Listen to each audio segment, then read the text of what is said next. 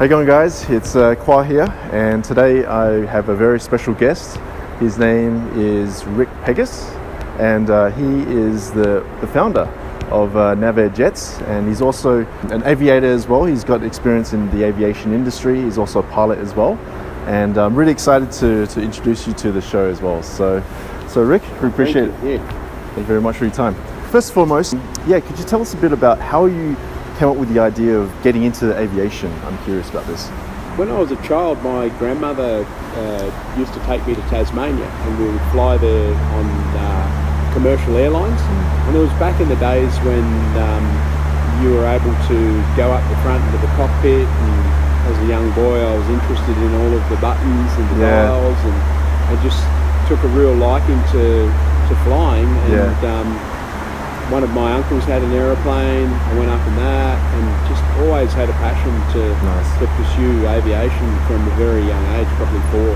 Oh wow! Yeah. So were you given like a toy plane? Oh yeah, Mum used to give me toy aeroplanes. Nice. And we didn't have enough room for an aeroplane in the backyard, but we had cars and just different things. I just loved all the mechanical side of things. Nice, very nice. And I was looking at your bio. It's a very impressive bio. And you also joined the Royal Australian Air Force as well. Could you tell us a bit about that? Yeah, well, I was one of 5 children, so Mum and Dad didn't have enough money to put one through flying school. It's quite expensive.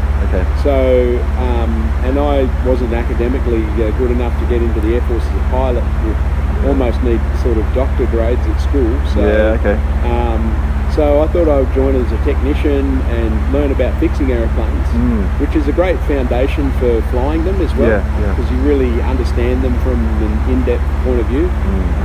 And while I was in the Air Force, I went on to do my commercial pilot's license, and when I got out of the Air Force, I became a flying instructor. Okay, so you started off as a technician, and then that's when you got ground up, right? Where we got a lot of experience in building up knowledge in the aviation. Okay, fantastic. And also, recently, as you know, with the whole bushfires and with the issues with Australia, with all the fires and everything, like, did you have a chance to fly over and have a look at the bushfires and everything? Yeah, from high level, you get a real good perspective of how big the bushfires are. I managed to fly over most of them. The ones that started up north of New South Wales to start with, in Queensland, and these areas that were on fire were like as huge as the Sydney Basin. It was massive. The heat was very intense. We could have a clear view of the fire front from 37,000 feet.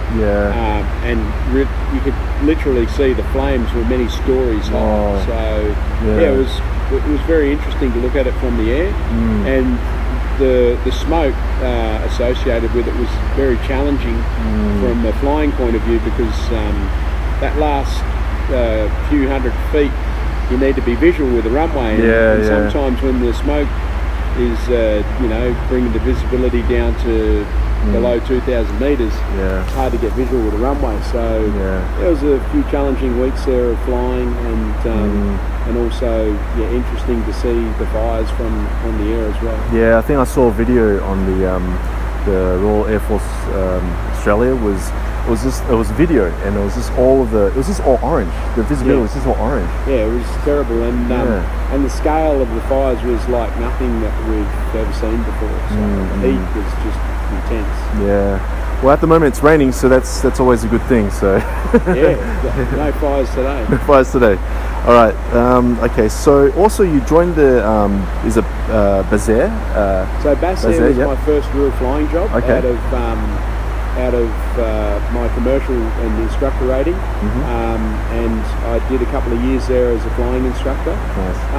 And then around that time, September 11 happened, and there wasn't a lot of progression in the industry, and so I decided to move out of the industry just for a couple of years, just to top up the bank balance, and because it's very expensive learning to fly, and it's, it seems like you never stop spending money on your training. So I enjoyed a couple of years, 7 years at Mercedes-Benz, and it was sales, right? You were doing sales. In sales, And during my time in sales there, I met a lot of different business people and became interested in business and thought of pursuing the business side of aviation rather than going to work for someone else as a pilot. Look at starting a business. Yeah. Seemed challenging and seemed exciting. So I read this article that says that a lot of successful people, the first profession that they held was in sales. And when they start a business, everything is about sales, right? So, look, it's certainly the thing that drives a business. Yeah. So, and it's important if you're running a business to have an understanding of that. And businesses go through ups and downs, and if you have that background, you can get in there at the coalface, and you can help your business through when it needs the best person in the business to sell. Product is typically the person who started it. True.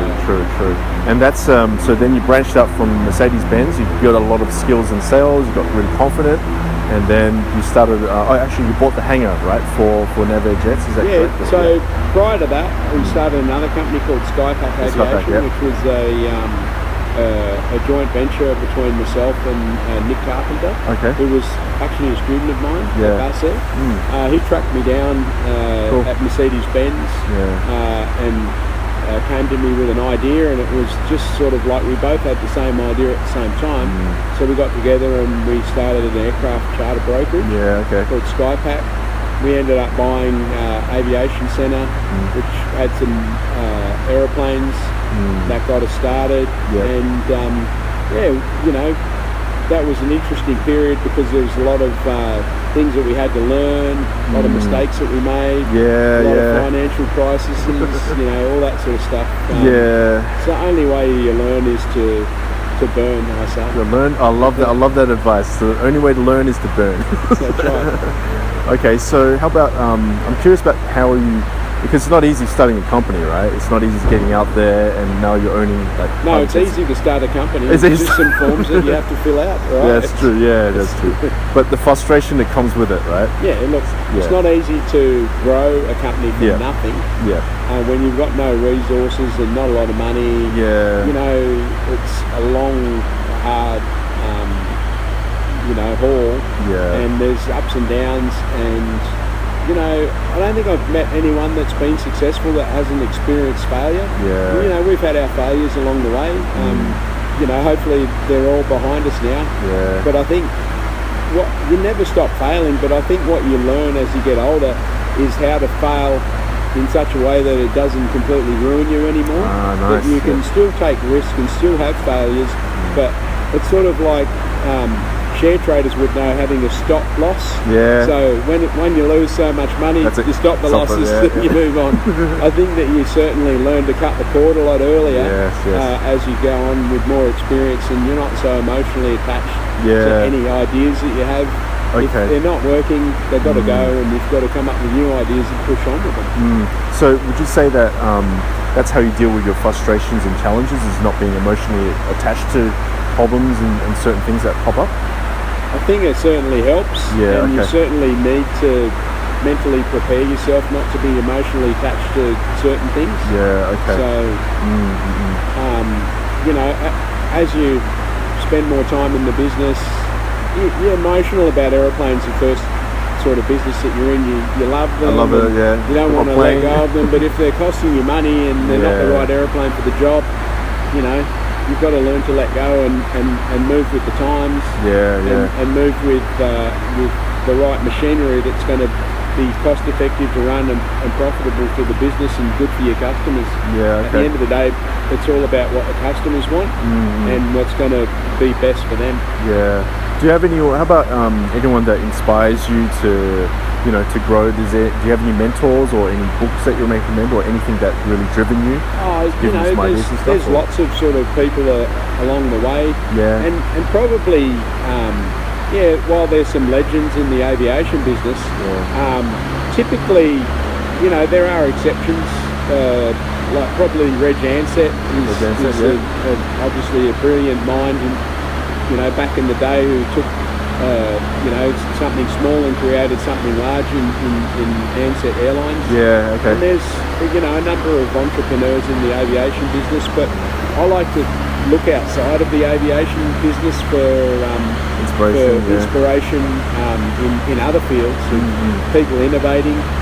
Things tend to happen very slowly in the aviation business. Does it? Okay. And just because it's so regulated, you can have a new idea, but the new ideas, could be 10 years before it gets implemented because of all of the regulatory processes and all the safety checks and all that sort of stuff take a long time to get an idea from idea to fruition.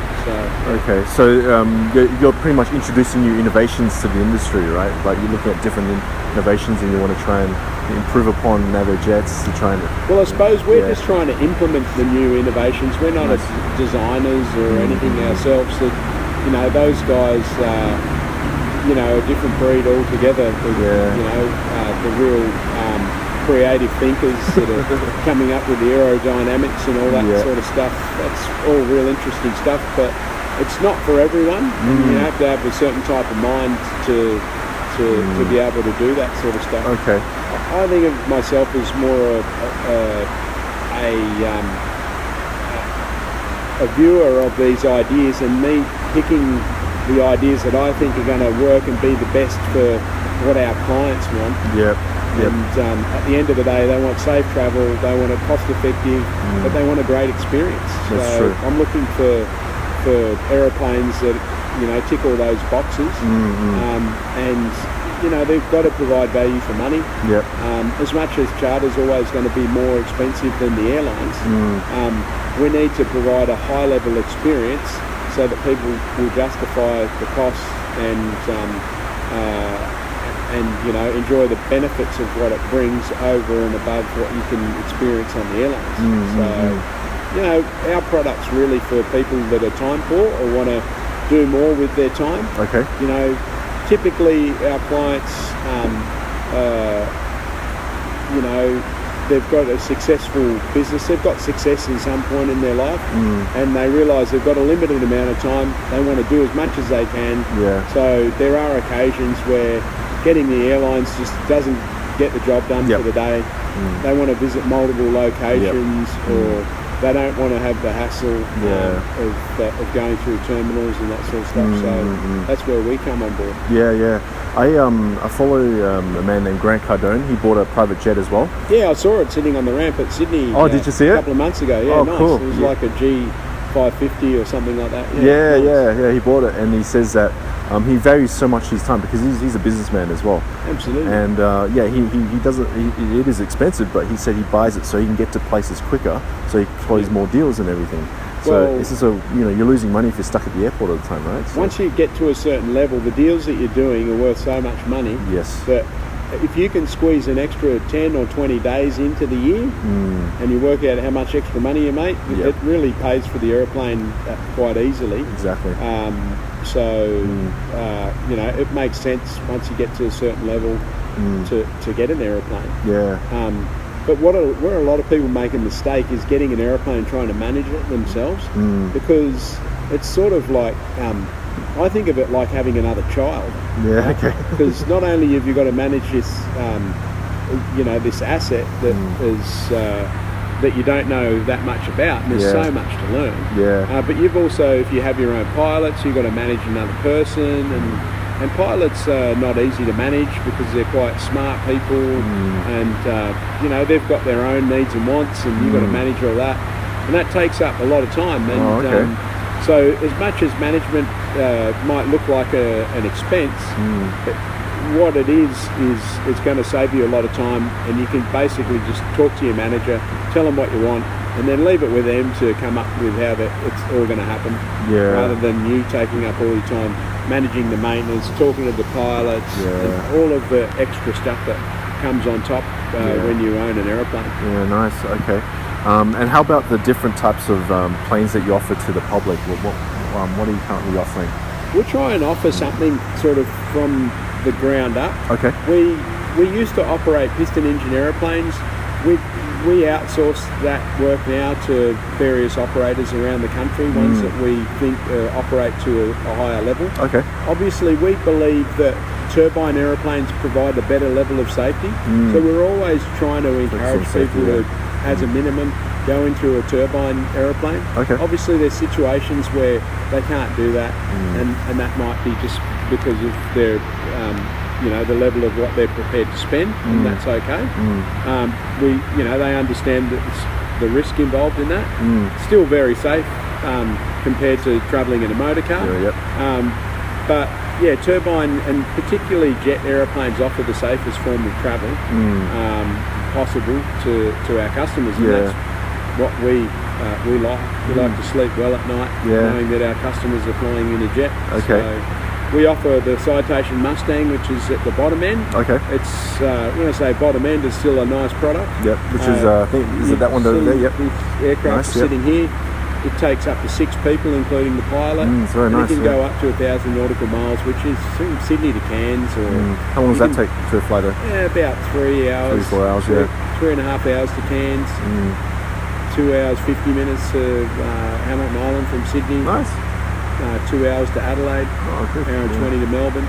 So it's slightly slower than the commercial airliners, but you save so much time. You can just basically turn up in your car, throw your bags in, jump in and go. So it's very quick.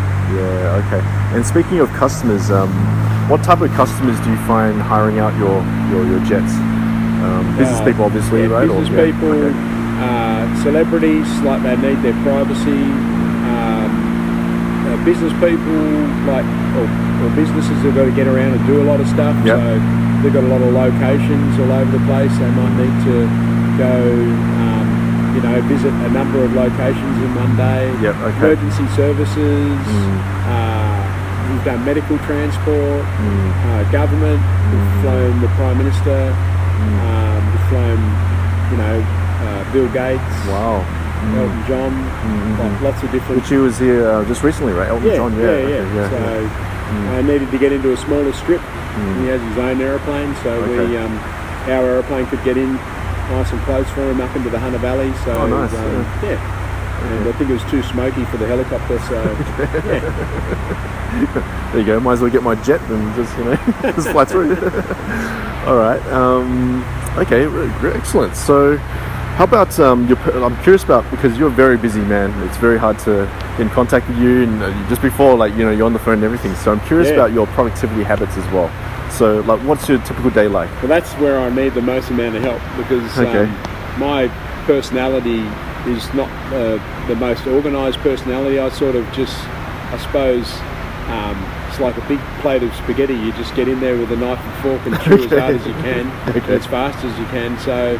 My wife, Amanda, helps me with that. She's a lot more organised and structured than what I am, and I try to employ people that are more organised and more structured than what I am. Because, it's an interesting business. The day throws many different things at you, especially our customers. They have needs that just pop up. Like I could be driving home, next thing I'll get a call and I'm coming back in again because someone needs to go somewhere, last minute. Life just throws a lot of things at you, and in this business you need to be flexible. And I'd love to be more organised, but I think that there's strengths to my personality as well, that I can handle change very I love that. easily.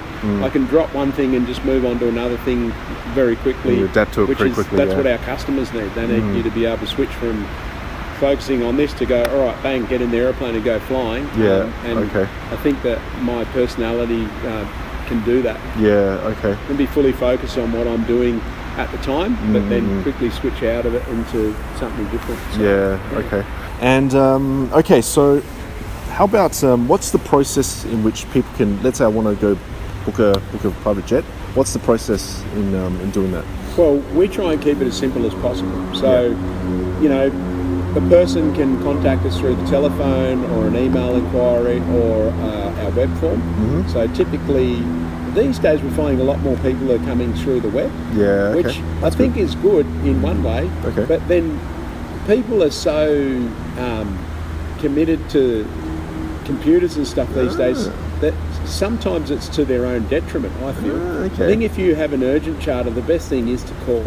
Yeah. Because if you need to go somewhere quickly, you're going to have a lot of questions, and trying to go back and forward on email if you're trying to get something done quickly is counterproductive, I feel. It's good if you're planning a holiday in 1 or 2 months, that's fine. But if you want to go somewhere today, then you really need to call. Just pick up the phone. Pick up the phone, call us, and we'll be able to work out what you need very quickly, let you know how much it's going to be while we're on the telephone, and then check availability and everything so that you know that you're going to be moving quickly. Yeah, okay. So you need to check the availability, find out about the price, and check on the pilots as well. And then, and you can pretty much fly anywhere around the world, right? Or, pretty much. Okay. Sometimes you need a bit more notice to go internationally because there's overfly permits and all that sort of stuff. Okay. That can happen faster if there's a medical reason, but typically to go overseas you need 2 or 3 days notice. Okay. But domestically we can go. If the airplane's sitting there with fuel in it, we could be in the air in 30 minutes. Wow, really? Okay, so if there's an emergency, you just need to fly someone out right now, and if you've got fuel, then you're good to go. Yeah, fuel takes about 20 minutes to organise, so typically between when someone rings and we get going, they take some time to get to the airport anyway, but normally, we can be sitting here ready waiting for them to leave. But normal lead time for a flight could be 90 minutes. Fantastic. All right, no worries. How about I won't ask the cost because people can find that one out themselves. No, we can talk about the cost. If that's okay? That. Okay, no worries. So what about the cost? It's something that people need to understand more, I think. That a lot of people that think that flying in a private jet is something that they're never going to be able to afford to do in their life, but I don't think that that's true. People these days are spending more on experiences, and I think that going somewhere in a private jet is certainly something that everyone should experience at least once in their life. Yes, I agree. Put it on your bucket list. We can do a shorter flight for not as much money. So we do flights to the Hunter Valley, which we know you can drive there in 2 hours, but it only takes 15 or 20 minutes in the jet. It's an experience, and it's something that's happens very quickly, so it doesn't take all day. You can basically go there for half a day, have lunch at a winery, have some wine, be back at home to do something else if you're busy. That's a great idea. You could just go to Hunter Valley instead of driving for 2 hours, just fly there 15 minutes and you're there. And a light jet, typically the way that we price things is based on a day rate for the pilot, and then an hourly flying rate for the aeroplane. We have to have a minimum number of hours that we charge it for the day, because it's sort of like renting a car. You can't just say, look, I only want to rent it and drive up the block and back. They're going to charge you a set fee and then some fee for kilometres. So we have like a minimum 1.5 hours charge out for the day if you're going to use it.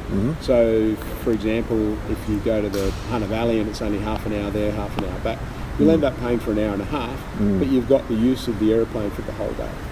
So typically, a private jet experience for the day could start from about $5,000. But if you've got 5 friends, that airplane's got 5 seats, it's $1,000 each. So that is not a lot of money for that sort of experience. And certainly people are spending that sort of money on other types of experiences. So it's good for people to know that what the price is. It's not that expensive in the smaller private jets.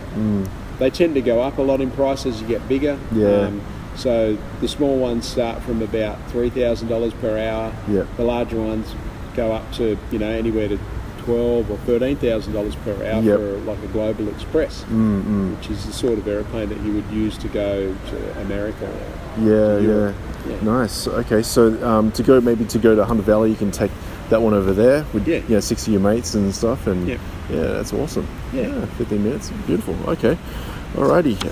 And what about the I'm just curious about the private jet industry in terms of is there like certain clubs that there's a lot of business people join where they get specials on private jets and stuff, or is it anything like that? Or Yeah, in America there's a lot of that because the market in America is very deep. So there's lots of businesses, there's lots of people that can afford to do it.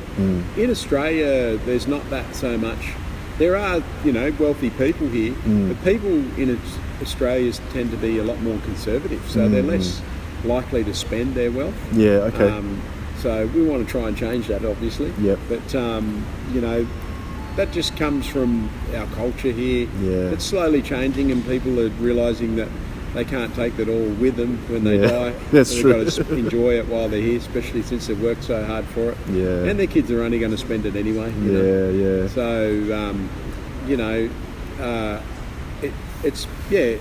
it's something that we're working on, trying to encourage people to use it and have more of an experience for themselves. Yeah, definitely. It's definitely on my bucket list to fly private one day. Definitely going to go through you guys one day. So well, just get some friends together. Get some friends together. A good package for you. 100%. I'd love to. Yeah. But so those clubs that you're talking about in America, there's lots of people. So if you have an idea that's sort of half good in America, you can make it work because there's always going to be someone who's interested. Yeah. Whereas in Australia, because the population's smaller, your ideas need to be better to reach critical mass. Yes. Because there's less people here, and it's really got to be something attractive to pull them in. And here in Australia, we just don't have enough people that are in the market for that to reach critical mass to get like the net jets style businesses going here. So charter's really the best thing for people. If they want, they can buy bulk hours just like they do on the cards and that sort of stuff. And they just really need to deal with someone who has access to aeroplanes in all the places that they want. So we've got access to aeroplanes in Melbourne, Sydney, Brisbane, Cairns, Adelaide. So we've got pretty good coverage here, even in Perth. Oh, okay. And so we've got a great network of other operators that we utilise. And we can pretty much find you an aeroplane anywhere in Australia. Nice. And overseas. We're part of a network that's linked via the internet overseas, so we can reach out to operators in any country in the world and find the closest available aeroplane and get a price on it very quickly for you. Excellent, no worries. How much time do we have, Riley? About 5 minutes-ish, yeah? Okay, no worries then. Okay, all right, so another question is, if you were to jump into a time machine and go back 10, 20 years, what would you say to your younger self? Oh, that's a tough question, This is one of my favourite questions, so yeah. Certainly. You know what? I wouldn't sabotage myself by by going back and giving me any advice that would stop me from some of the failures that I've had along the way, because I actually really cherish those now. It's hard in the moment, but when you're hurting and when you may be crying because you've really sort of done something wrong, it's only those experiences that that drive you on and give you the drive to keep going, and you need those mistakes. So I think that you should never sort of try and, like, it's always nice to try and help people and tell them things. But one of the biggest things that I've learned in life is when you get given something for nothing, you don't really appreciate it. No, you don't. Yeah. And so you'll find that in life that you'll make mistakes, and you'll go, you know what, so and so told me that I shouldn't have done that, and I did it, and now exactly what he told me was going to happen happened, but you didn't really appreciate. You didn't appreciate it because he didn't charge you for the information. Yes. So I don't think you really appreciate anything until you pay for it. So certainly your mistakes make you pay. So then you really appreciate it. So try as many things as possible, fail forward. And fail forward, exactly. Yeah. So learn from your mistakes. There are going to be things that you make the same mistake again. You know what? Everyone does that. Yeah. But, I think that you learn to cut things a bit faster as you get a bit older, and you don't go as far backwards, and eventually, hopefully, you find yourself moving in the forward direction. Yeah, definitely. All right then. So how can people get in contact with you as well and find out more about you? So they can reach me through our website, they can phone, they can ask for me, they can send me an email if I'm not busy. Okay. Sorry, if I am busy, Yep. that's the best way to get hold of me. Sure. But yeah, we've got a 1300 number. Excellent. Yep. And yeah, definitely will contact us through our contact page. Yep. So, yeah. Definitely. All right. Navair.com.au. Navair.com.au. Done. All right then. Well, Rick, I really appreciate your time. It's a true honour to interview you as well, and I wish you all the best for your future endeavours and plenty of success in the business and for your future businesses as well. So, thank you very much for your time. Thanks for coming out to see us. No worries. Thank you. Cheers.